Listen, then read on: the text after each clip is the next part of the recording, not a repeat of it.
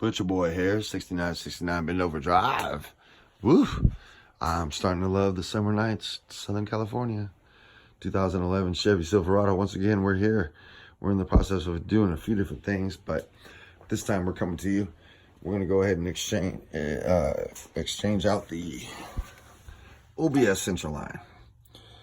Okay, and this line is the same on passenger front, driver front, and the line bolts in with an 8mm bolt to the back side of your hub, which you need to remove your entire caliper housing, rotor, and for my case, because I have a lift kit and spacers for doing crawling on my vehicle, I need to remove my spacers and my rotor.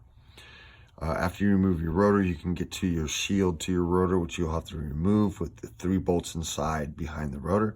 Once you remove that rotor, you can get access to the 1 bolt that retains the ABS speed sensor into the back of the hub.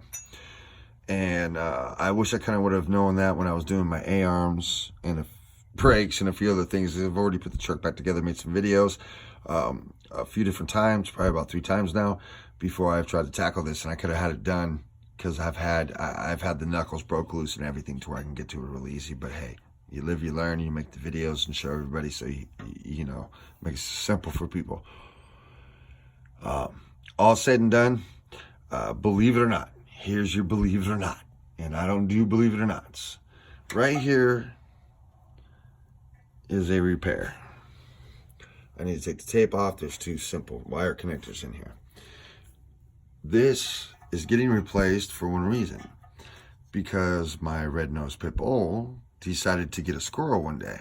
The squirrel got scared, crawled up underneath my truck somewhere in here, and the dog decided to try to get the squirrel. As the dog was trying to get the squirrel, the dog chewed and demolished my ABS speed sensor to the point to where she chewed it to pieces. So I had to cut it out, which is where the plug goes, and make it direct connect to where it speed sensed my right front, which I think has created electronical issues within the Chevy because it's done this way. So I've gotten a new one. So I'm going to go ahead and replace this.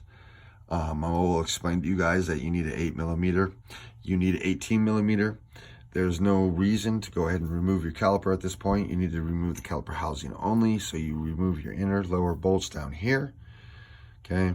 You'll pull your entire caliper housing with the caliper off. Let it hang to the right, left, whatever side you're doing. And at that point, you'll be able to go ahead and get to your hub, release your hub, your eccentric rotor off, and your backsplash plate. And you'll be able to unbolt your sensor.